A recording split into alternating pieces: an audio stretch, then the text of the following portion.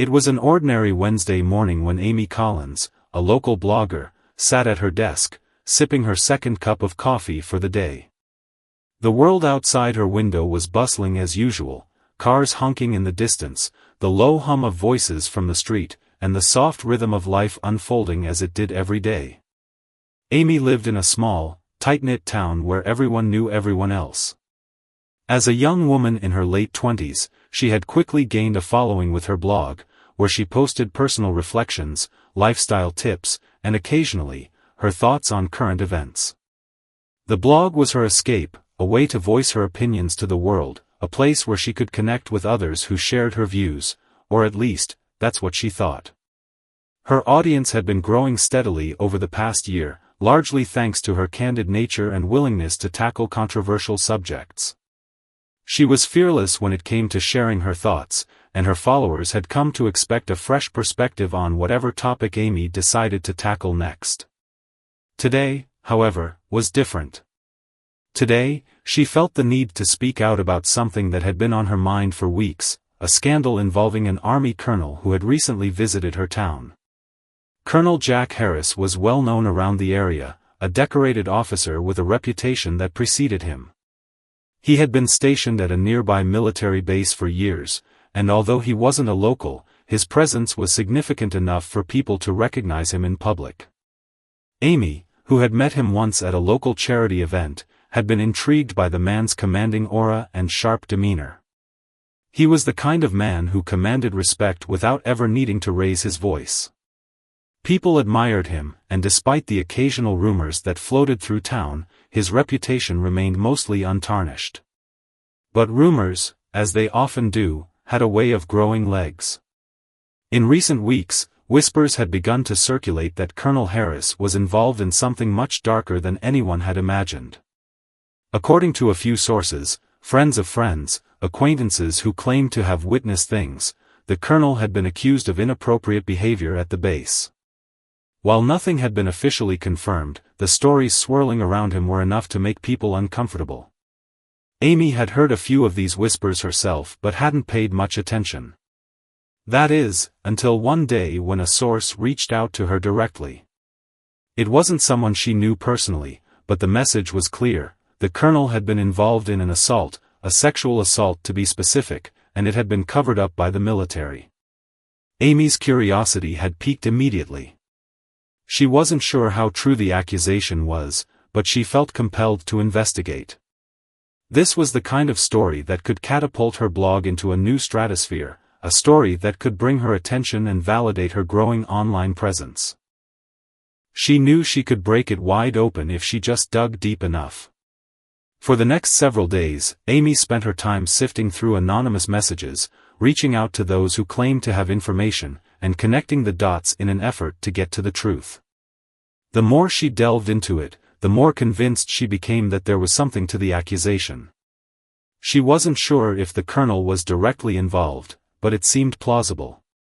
After all, power, prestige, and the military's protective culture often masked darker truths. And Amy believed that someone needed to expose those truths. That was the kind of blogger she wanted to be, the kind who didn't shy away from the tough stories, the ones that others were too afraid to touch. Finally, after what felt like endless research and back and forth with sources she couldn't fully trust, Amy made a decision. She would publish the story, detailing the colonel's supposed assault and how the military had allegedly swept it under the rug. She told herself it was for the greater good. After all, the truth needed to be known. Her followers would respect her for it, and she would gain credibility as a journalist. The post would be her big break. On the morning of publication, she sat at her desk, heart pounding with anticipation. Her fingers hovered over the keyboard, and for a moment, she hesitated. Was this the right thing to do? Was she sure the facts were correct? She had doubts, of course, doubts about the sources and the lack of concrete evidence. But those doubts were quickly overpowered by the excitement of the story. The more she thought about it, the more confident she became. This was her moment to make a name for herself, and sometimes, she reminded herself, the truth had to come out, no matter the cost. With one final breath, she hit publish, and the post went live. The reaction was immediate. Within minutes, her blog was flooded with views, shares, and comments. Her social media accounts buzzed with activity. People were talking about it, talking about the Colonel, talking about the scandal, talking about her. Some were outraged, some were supportive, and others were skeptical. But everyone was talking about it. Amy sat back in her chair, a sense of triumph washing over her. She had done it. She had exposed the truth. The likes and comments poured in, her follower count grew exponentially, and for the first time, she felt like her voice truly mattered. But as the hours went by, the excitement of being in the spotlight started to feel different. The comments, at first full of praise, began to turn into accusations and hostility. People questioned the validity of her sources, demanded proof, and called her out for not being more responsible with such a serious allegation. Some even accused her of wanting attention, of exploiting someone else's suffering for the sake of clicks. The Colonel's supporters rallied quickly, flooding her page with angry comments and demands for a retraction. Amy's heart raced as she read through the growing pile of negative reactions. It was clear now that she had underestimated the power of the Colonel's supporters. What started as a simple blog post had turned into an online battleground, and Amy found herself at the center of it all. She felt a pit form in her stomach as the weight of the situation began to sink in. What had she done? Meanwhile, the media had caught wind of her post, and the story began to spread. Local news outlets picked it up, then national news agencies followed. Amy's face appeared on TV screens across the country as an expert on the case. Some outlets championed her as a brave whistleblower, while others criticized her for jumping to conclusions. The Colonel's legal team issued a statement denying the accusations, calling them false and malicious. They promised a full investigation, and as the story gained traction, they began to fight back. But despite the chaos that was quickly unraveling around her, Amy couldn't help but feel a strange sense of vindication. She was being heard. She was at the forefront of a major story. People were paying attention to her. For a moment, it felt like everything she had worked for was finally coming to fruition. The fame, the recognition, it was all there, right in front of her. However, as the day wore on and the backlash grew, Amy's initial sense of triumph began to erode. She started to wonder if she had done the right thing. Had she acted too quickly? Had she misjudged the facts? As her post gained more visibility, more and more people started demanding proof that she couldn't provide. She was relying on anonymous sources and rumors, and now those sources were becoming increasingly hard to verify. Then came the first blow, an unexpected message from someone who claimed to have first-hand knowledge of the situation. This person insisted that the Colonel was not guilty, and that Amy had been misled by her sources. The Colonel's camp was offering a reward for anyone who could provide evidence proving his innocence, and this individual claimed to have vital information. Amy's hands shook as she read the message. Was this her chance to prove she was right? Or was it the moment she realized her mistake? Before she could respond, another message came in, a tip-off from a journalist who had been investigating the case independently. The journalist warned her that the Colonel had a strong case against her, and that the consequences of her false accusation could be dire. As the gravity of the situation began to hit her, Amy realized that her actions might have more far-reaching consequences than she could have ever imagined. And this was only the beginning. Amy woke up to the relentless beeping of her phone, notifications flooding in from every direction. The screen was a blur of angry comments, messages of support, and a growing number of alerts from news outlets, both local and national, picking up her story. She rubbed her eyes and sat up in bed, trying to clear the fog in her mind. The previous day felt like a fever dream, and now, reality was settling in, cold, unrelenting, and overwhelming. The previous night had been a whirlwind. By the time the media had gotten hold of her post, the story had already gone viral. What had started as a blog post about Colonel Harris's supposed involvement in a sexual assault case had quickly turned into an online storm. People who had never heard of her were now reading her every word, scrutinizing every detail. And the backlash? It was hard to ignore. Comments questioning her motives, her sources, and her integrity piled up, drowning out the supportive ones. But in the midst of it all, there was an undeniable truth: Amy was no longer just a blogger. She had become a lightning rod for one of the biggest scandals her town had ever seen. Her mind raced as she picked up her phone and scrolled through the messages. There were several from her closest friends, urging her to be careful. They knew how much this story had meant to her, how much she had wanted to make a name for herself, but now, it was starting to feel like a dangerous game. It wasn't just about getting the story out there anymore. It was about protecting herself from the storm she had created. She felt a knot in her stomach as she opened a message from her editor.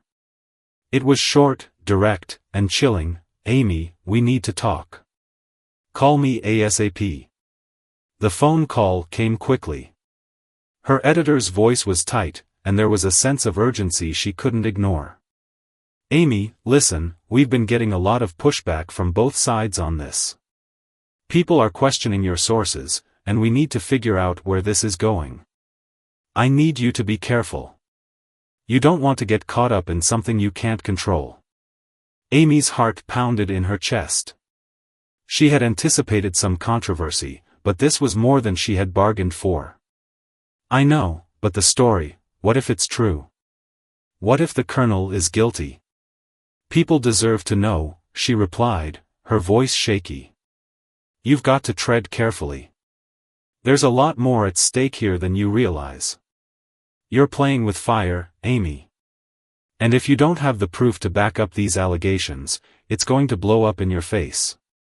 Amy felt her breath catch in her throat. She had been so sure of herself. She had believed that exposing the Colonel's alleged crimes was the right thing to do, but now, the weight of what she had done was beginning to sink in. What had she gotten herself into? The conversation ended quickly, and Amy sat in silence for a few moments, the weight of the world bearing down on her. Her phone buzzed again, this time with an alert from one of the national news stations.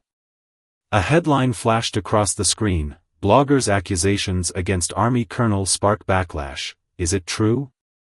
Below the headline was a photo of her from one of her previous blog posts, her face lit up with a smile, now juxtaposed with a scandal that threatened to destroy everything she had worked for.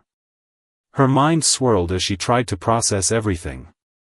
She thought about the Colonel, his calm, authoritative presence, the way people spoke about him with reverence. And yet, she had written about him as if his guilt was a foregone conclusion. The truth was, she had never really questioned it. She had assumed that the whispers, the rumors, and the anonymous sources were enough to go on. But now, she was faced with the brutal reality that perhaps she had acted impulsively. What if she had ruined someone's life based on a story that wasn't even true? Amy stood up, pacing her small apartment, trying to sort out her thoughts. She needed to find more evidence, something concrete that could back up her claims. But where would she find it?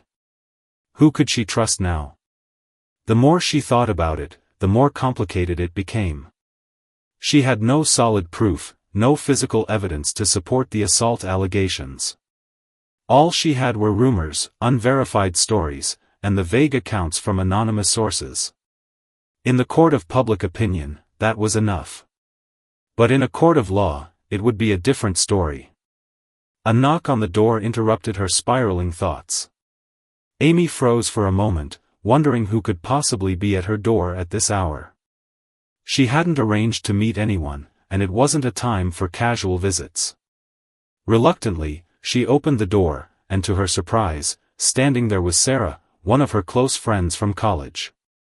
Sarah was a lawyer who had recently moved back to town, and Amy hadn't seen her in months. The sight of Sarah's concerned face made her heart skip a beat. "Hey, Amy," Sarah said, stepping inside without waiting for an invitation. "We need to talk." Amy led her to the couch, her stomach still in knots. "I know," she said, trying to keep her voice steady. "I don't know what to do anymore. Everything's spiraling out of control." Sarah sat down beside her, her expression serious. "I saw the post," she said. "And I've been following everything that's happened since. This isn't just about your blog anymore, Amy. The Colonel's legal team is already preparing to sue you for defamation. They're not going to let this slide." Amy's face drained of color. "What? Are you serious?" "I'm afraid so," Sarah replied, her tone softening.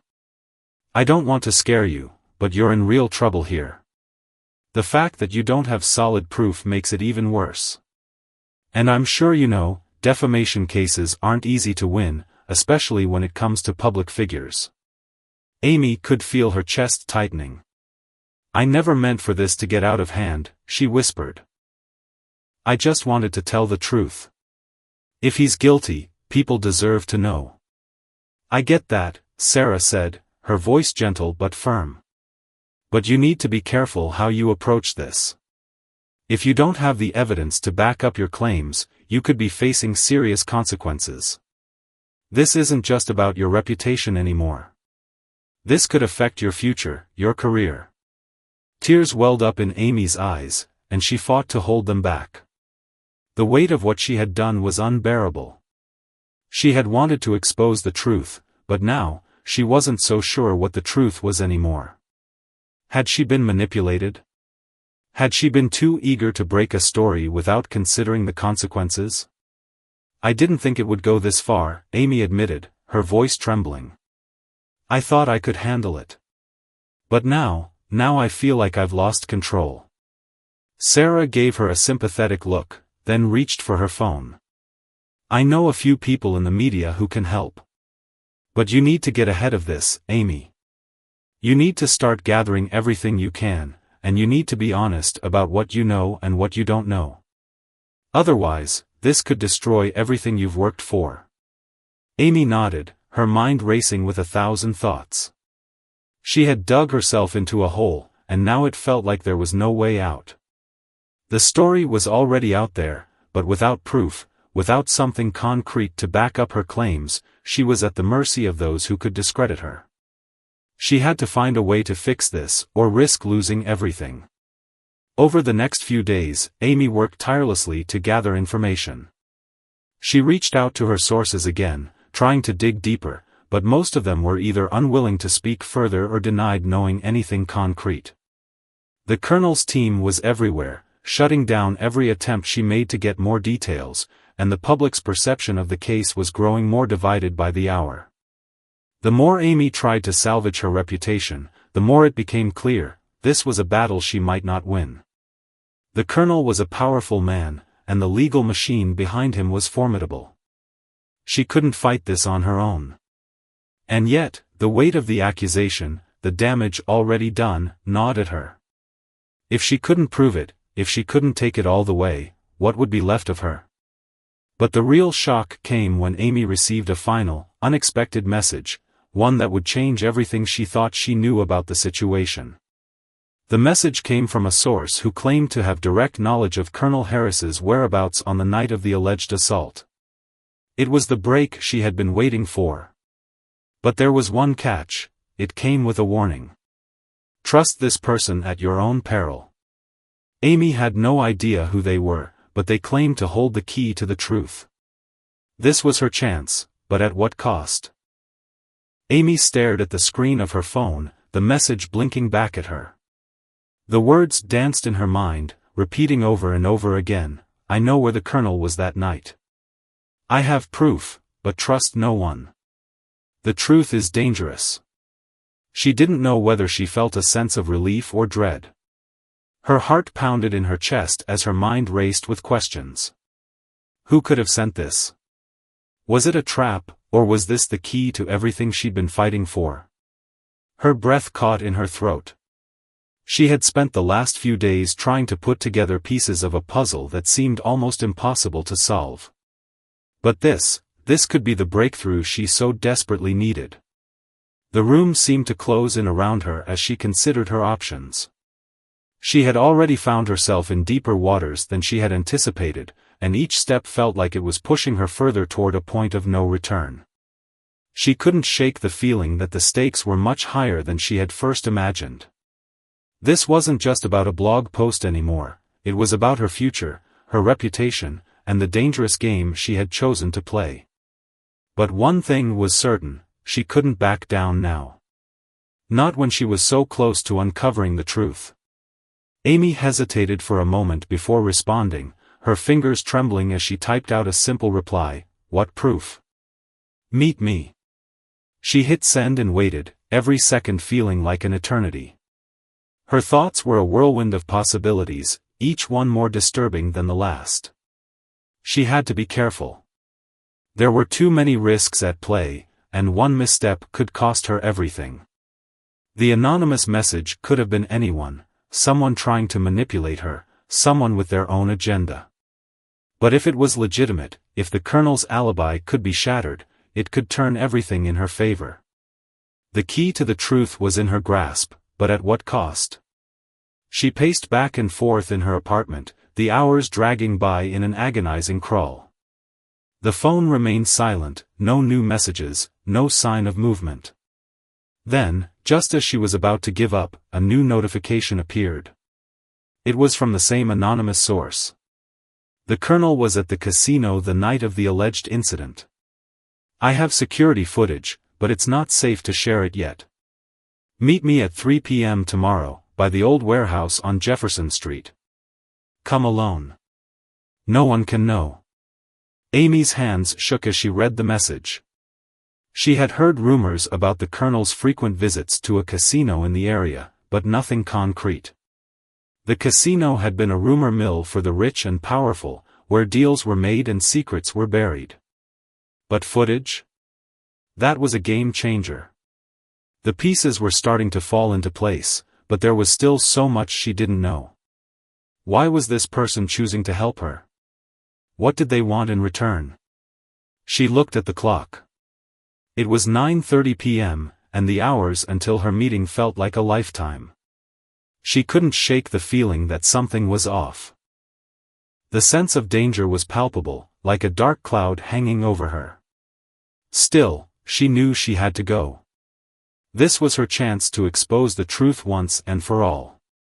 She couldn't let fear stop her now. The following morning, Amy woke early, the weight of what was about to happen settling heavily in her chest. She dressed in dark, inconspicuous clothes, choosing to blend in rather than stand out. The warehouse district was isolated, a place where few people ventured, and she needed to remain under the radar. She checked her phone once more, ensuring that the location was still the same, then tucked the device into her bag. She had no intention of bringing anyone along. She knew how dangerous this was, but her desire to uncover the truth was stronger than the fear gnawing at her. The drive to Jefferson Street was long and silent. The early morning sun cast a pale light over the streets, but Amy barely noticed. Her thoughts were consumed with the meeting ahead. She kept running through the possible scenarios in her mind, weighing the risks, trying to prepare for what might happen. When she finally arrived at the old warehouse, the area felt desolate, abandoned. There was no sign of life, no movement. The air was heavy with tension as Amy parked her car in a dimly lit lot a few blocks away. She took a deep breath, trying to calm her nerves, and then stepped out of the car. The streets were eerily quiet as she made her way toward the warehouse, the click of her boots echoing in the emptiness. She reached the entrance, and for a moment, hesitated, unsure of what to expect. The door was slightly ajar, just enough for her to slip inside unnoticed. She pushed it open slowly, her pulse quickening with every step. Inside, the warehouse was dark, the only light coming from a flickering overhead bulb. The space was cavernous, filled with stacks of crates and old equipment, the remnants of a time when the building had served a different purpose. The air smelled musty, and the silence was deafening. As she ventured further in, her eyes scanned the shadows, looking for any sign of movement. She wasn't sure who to trust, or if she could trust anyone at all. Her phone buzzed in her pocket, and she quickly pulled it out, checking the message that had just come through. "I'm inside. Follow the hall to the left, third door on the right." Amy's heart skipped a beat. The message was short and simple, but it was enough to send a chill down her spine. She followed the instructions, her footsteps slow and deliberate as she moved deeper into the warehouse. The hall was narrow, lined with old pipes and peeling paint, and the third door on the right looked just as decrepit as the rest of the building. But there was a sense of purpose in the air, a feeling that something important was waiting for her on the other side. She knocked twice, the sound echoing in the empty space.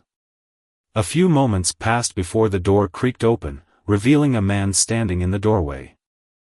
He was tall, dressed in a black hoodie and jeans, his face partially obscured by a baseball cap.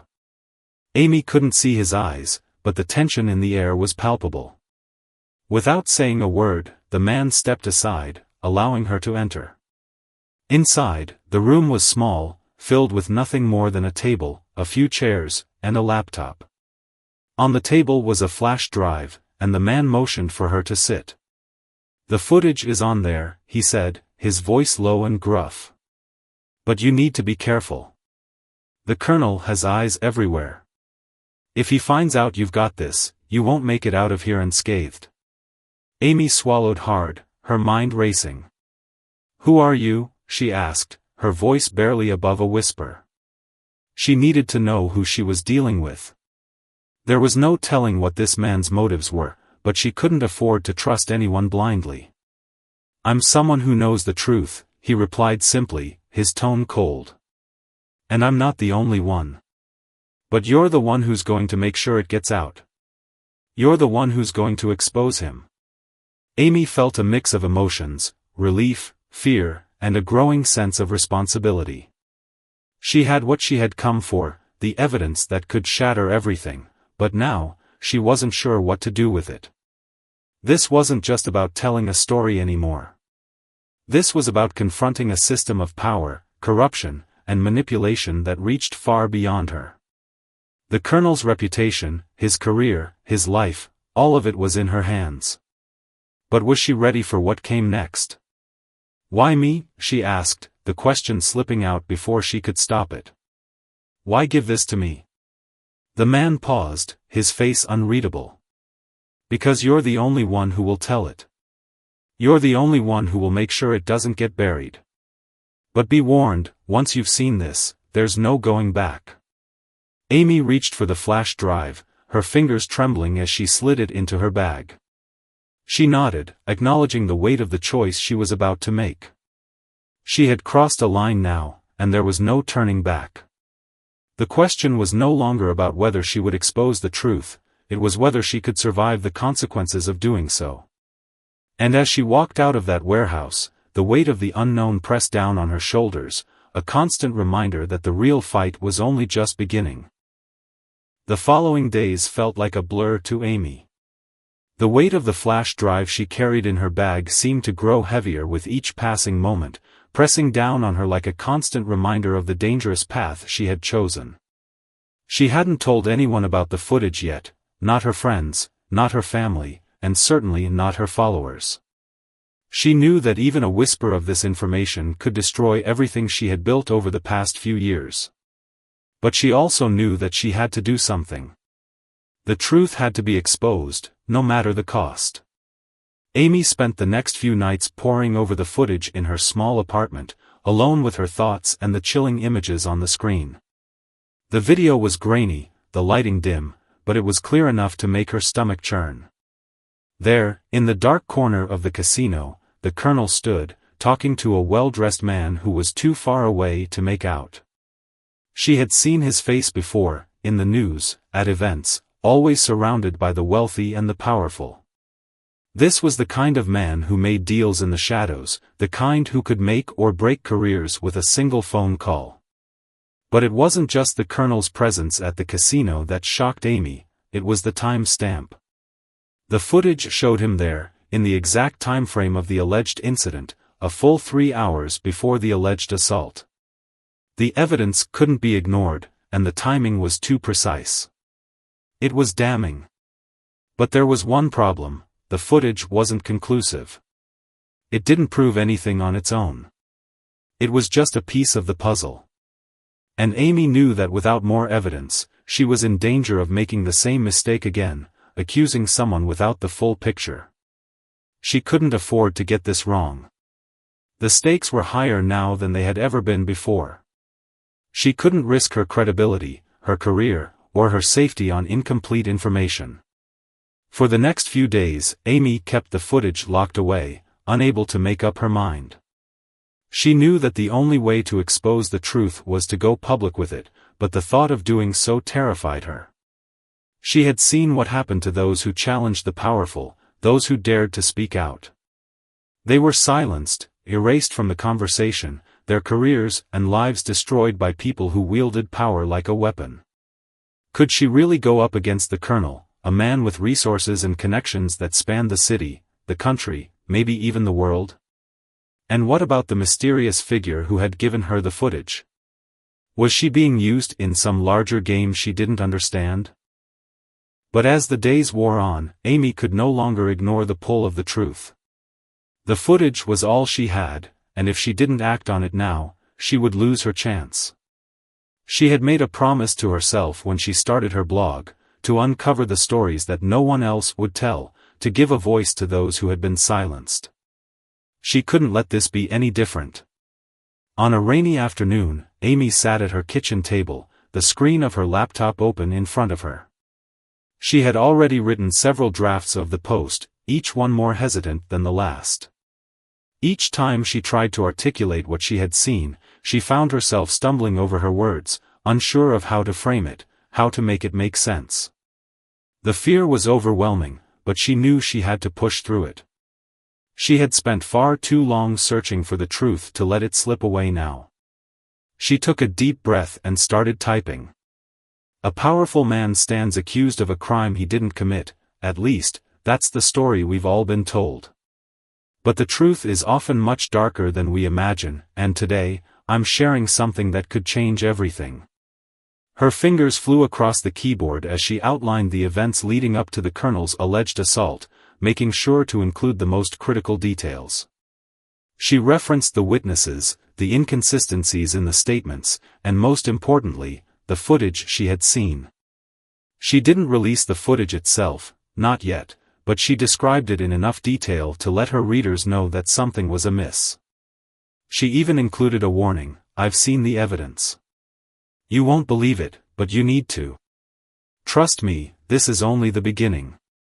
When she hit publish, she felt a wave of nausea wash over her. She had done it. She had exposed the colonel, and there was no going back now. She stared at the screen for a long moment, watching the page refresh as comments and reactions began to pour in.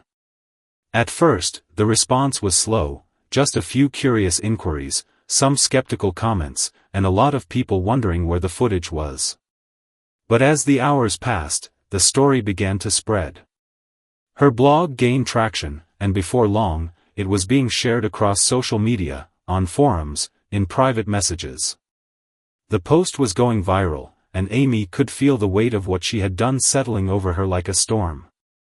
The first few comments were predictable, people questioning her motives, accusing her of trying to destroy the colonel's life without proof. Some said she was just seeking attention, while others warned her to be careful, to stop before she dug herself into a deeper hole. But there were others, too, the ones who saw what she was trying to do. They were the ones who believed her, who saw the cracks in the colonel's story and wanted to know more. By the time night fell, Amy had become a target. Her social media accounts were flooded with messages from people who had no idea what to believe. Some were supportive, others were vicious. The colonel's supporters, many of whom were anonymous, began to question her credibility, accusing her of lying, of slandering an innocent man. Some called her a fraud, while others sent veiled threats, warning her to back off or face the consequences. Amy felt the pressure mounting as she sat in front of her computer, reading the comments. It wasn't just her reputation that was on the line anymore, it was her safety. She had expected backlash, but not like this. The level of hostility was unnerving. The Colonel had a lot of people in his corner, people who had the means and the power to make her life a living hell if they chose to. She had no idea how deep this went, or who she had really angered. That night, as Amy lay in bed, trying to block out the anxiety gnawing at her, she received a call. It was an unknown number. She hesitated before answering, not sure if she was ready for whatever was on the other end. "Hello?" she said, her voice trembling slightly. "Amy," a deep voice said, and her heart skipped a beat. "It's me. We need to talk." It was the man who had given her the footage. "I've seen the post," he continued, his tone urgent. "You've got their attention now, and they won't stop until you're silenced. You've made a dangerous move, and you need to be ready for what comes next. Trust no one." The words hit her like a punch to the gut. She had made a mistake. She had let herself be drawn into something far bigger than she had realized. And now, she was in over her head. Amy's mind raced as the phone call ended abruptly. The voice on the other end had been deep and cold, like the shadow of something she couldn't quite see, but something she could feel was closing in. "Trust no one." The words echoed in her head as she set the phone down. Her heart thudded loudly, too fast, her breath short and shallow. The terror was real now, more than just an abstract fear. She wasn't in this alone anymore, and that realization left her feeling both vulnerable and terrified. She thought about everything that had led to this point, the discovery of the footage, her decision to expose it, the aftermath of her blog post going viral. What had once felt like a simple act of justice now felt like an unraveling nightmare. She had opened a door, and she wasn't sure what kind of monsters lay on the other side. The following morning, the consequences of her actions were impossible to ignore. Her phone rang non-stop. Some calls were from reporters, some from angry strangers who called her a liar, others were from close friends who begged her to be careful. She didn't answer any of them. Instead, she locked herself in her apartment and paced the small living room, her eyes darting between the windows, convinced someone was watching her. The once comforting view of the city below now felt like an eerie reminder of how small and exposed she really was. She couldn't trust anyone, not even the people who had supported her. Amy had always prided herself on being able to separate herself from the noise, to stay focused on what mattered. But now, everything had changed. Her very identity felt fragile, like she was being stretched thin by an invisible hand. Her reputation, her career, and her future all hung in the balance, but more than that, she could feel the growing pressure of something darker on the horizon. It wasn't just the Colonel's camp that was after her now. It felt like a network, an invisible force, working to silence her. Her inbox was full of messages from her followers, some offering support, some questioning the truth of her claims. Among the chaos, one stood out: "Amy, you don't know me, but I know what's going on. I can help. Meet me tomorrow night at the old warehouse on 5th and Oak. Come alone. We have more to discuss." The message was unsigned. It could have been anyone, but Amy knew that it was either a lifeline or a trap. She couldn't ignore it. She couldn't ignore any chance of finding the truth. The situation was too urgent now. So, she decided to go. She grabbed her coat, checked that her phone was fully charged, and left her apartment in the early evening hours, trying to act as normal as possible. But as she walked down the empty streets, her heart pounded in her chest, each step feeling heavier than the last. The warehouse loomed ahead, dark and silent against the night sky. The faint sound of her footsteps echoed in the stillness, and Amy hesitated. She stood in front of the building, looking around for any sign of movement. Was this the right decision? What if it was a setup? But before she could second-guess herself, a figure stepped from the shadows, a man in a dark jacket with a hood pulled low over his face. "Are you Amy?" he asked, his voice low but clear. "Yes," she replied, trying to keep her voice steady. Follow me. He led her through the dimly lit warehouse, down a narrow corridor to a small, cluttered office at the back. Inside, a desk sat piled high with papers, and a single lamp cast an eerie glow on the otherwise dark room. There, another man sat at the desk, older, with a graying beard, but there was something sharp in his eyes. Amy, the older man greeted her, his voice calm yet urgent. I know you're scared, but you've done the right thing. What you're up against is bigger than you realize. She nodded, still unsure of who to trust, but her instinct told her that they weren't there to hurt her. They weren't the enemy. Who are you? She asked, her voice trembling slightly. My name's Vincent, the man at the desk said, and he extended a hand. And this is Marco. We've been following the situation closely, and we need to make sure you understand what you've gotten into. Why would you help me? Amy asked, not fully trusting the situation. Because we've been where you are, Vincent replied. We've seen people like you, people who want to expose the truth. And we've seen what happens when they don't have the right information, when they don't know who's really pulling the strings. Amy's mind raced. So, you know who's behind this? Who's trying to silence me? We know more than you think, Marco chimed in, his eyes sharp. But it's not just about the Colonel. It's about a system, a network of people who have control over everything. The Colonel's just a pawn in a much larger game. Amy felt a chill run down her spine as she processed their words. This wasn't just a corrupt politician or a shady businessman she was up against. This was bigger, much bigger. She felt a mix of fear and determination settle over her, but she knew she had no choice but to keep going. She was in this now. There was no turning back. We can help you get the evidence you need, Vincent continued, but you have to understand, the stakes are higher than you think.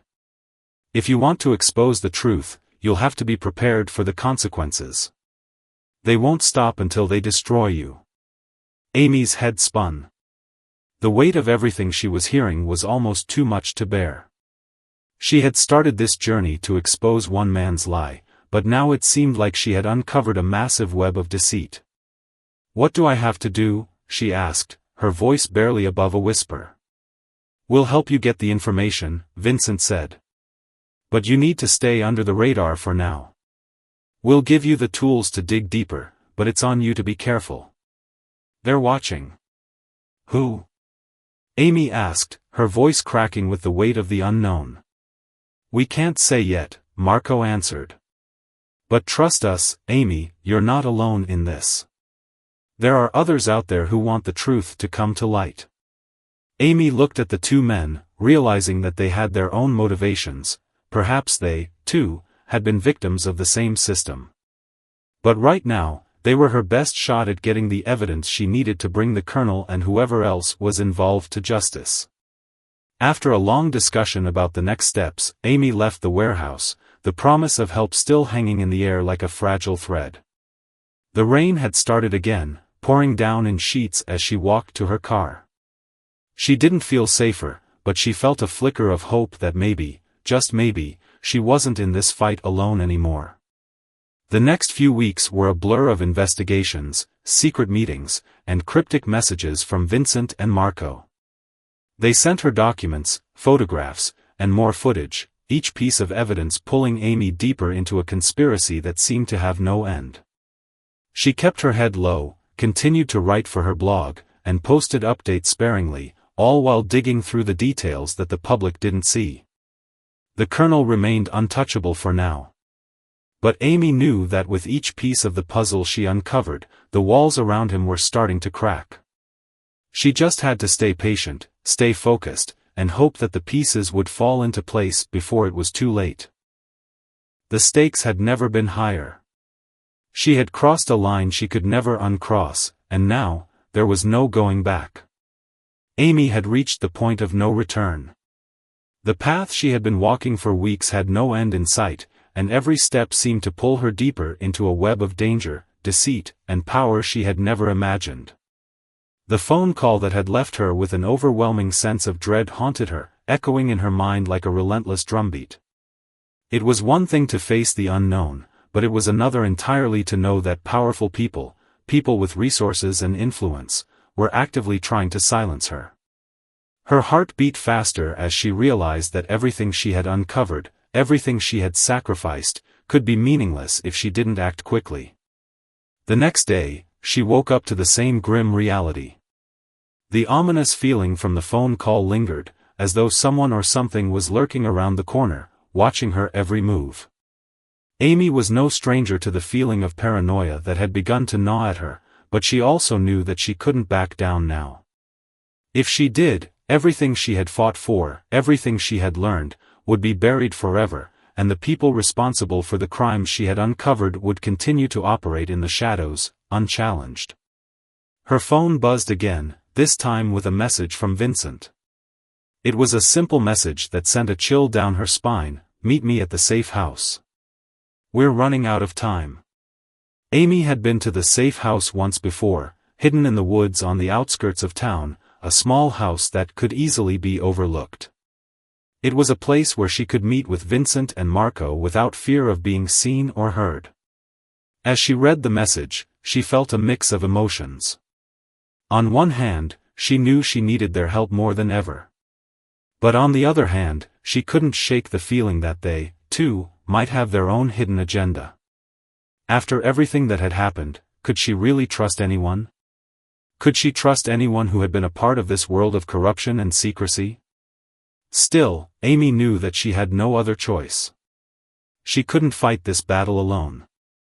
With one last glance at her apartment, she grabbed her things and drove toward the safe house, her mind spinning with the weight of the decisions she had to make. When she arrived, Vincent was waiting for her outside, his eyes scanning the surroundings before he motioned for her to come inside. The air inside was thick with tension, the walls lined with files and paperwork, evidence of the depth of their operation. Marco was at a desk, flipping through documents, his face grim. "We don't have much time," Vincent said, as soon as Amy stepped through the door. "Everything you've uncovered is just the beginning. The Colonel isn't the endgame. He's just a small part of a much bigger machine." Amy felt a cold shiver run down her spine. "What do you mean?" she asked, her voice barely above a whisper. "The network you're digging into goes far beyond just one man," Marco said, not looking up from the papers in front of him. "This isn't just about military corruption. It's about control, power, and influence on a scale you can't even imagine." Amy's head was spinning.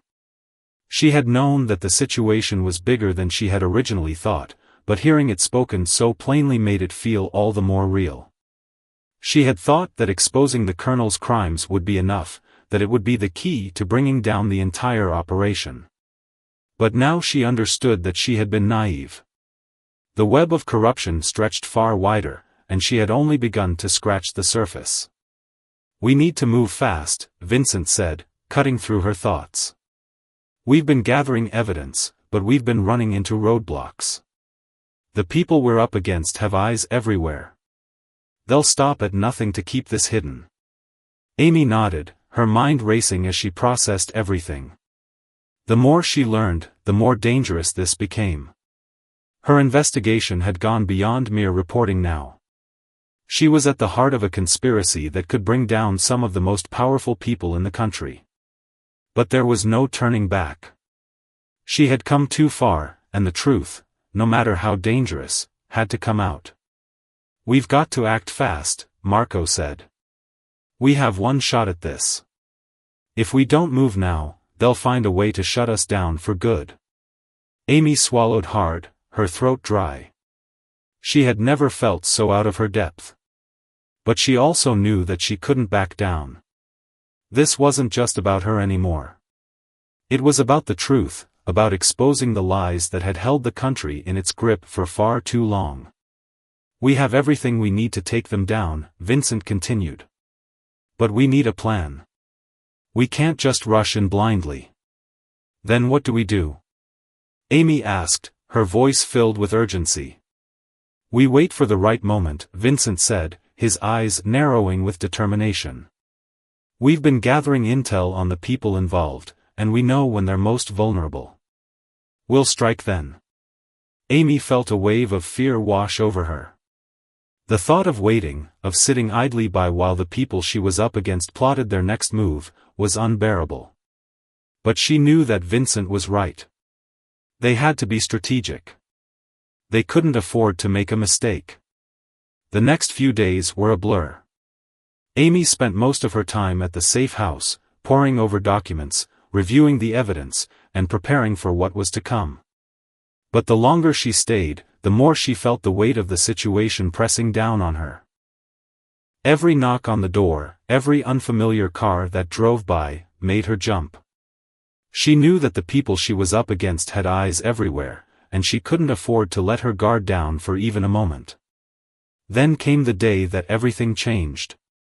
Amy was at the safe house, going over the final details of their plan, when Vincent and Marco burst into the room, their faces pale. "It's happening now," Vincent said, his voice tight with urgency. "They're making their move. We don't have much time." Amy's heart raced as she followed them outside, her mind spinning with the realization that the moment had arrived. The stakes were higher than ever, and there was no way to predict how this would end. They drove through the night, the adrenaline surging through Amy's veins as she prepared for the confrontation that awaited them. The safe house had been compromised, and the time had come to put everything they had learned into action. As they approached the location where the colonel and his allies were meeting, Amy's hands shook with fear and anticipation. She knew that this was it, the final battle. But she also knew that there would be no turning back. They parked a few blocks away and made their way through the dark streets, careful to stay out of sight. Amy's mind raced as they approached the building where the meeting was taking place. The plan was simple: get in, gather the evidence, and get out. But Amy couldn't shake the feeling that something was off. She had never felt more vulnerable, more exposed, than she did at that moment. As they entered the building, the tension in the air was palpable. Every step they took seemed to echo through the halls, and Amy could hear her own heartbeat pounding in her ears. She was about to face the people who had been pulling the strings behind the scenes, the people who had built an empire on lies and manipulation. And she was about to expose them all. But as they rounded a corner, they were met with an unexpected sight: the colonel, standing in the middle of the room, flanked by armed guards.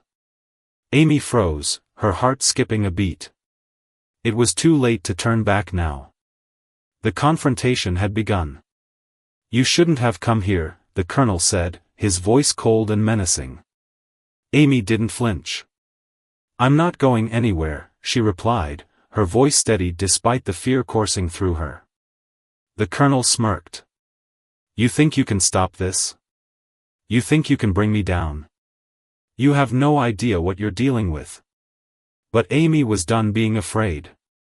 She had come too far to back down now. With every ounce of courage she had left, she stood her ground, knowing that this moment, this confrontation, would change everything.